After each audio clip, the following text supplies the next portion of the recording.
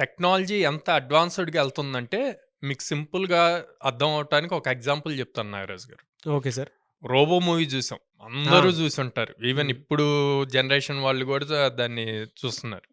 వాళ్ళకి 10 ఇయర్స్ అయినా ఆ మూవీ గుర్తుంటది. హ్మ్. ఎందుకు అంటే, ఆ మూవీలో చూపించిన టెక్నాలజీ రోబోస్. ఓకే.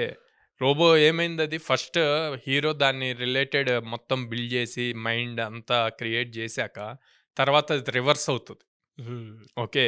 ఈవెన్ ఇప్పుడు మనం మల్టిపుల్ ఫేజెస్‌లో గూడా రీసెంట్ జరిగిన వాటిల్లో గూడా మన హ్యూమన్ డెత్స్ తగ్గించాలి అని జెప్పి రోబోస్‌ని ఇంప్లిమెంట్ జేయాలి అన్న టాపిక్ బాగా నడిచింది.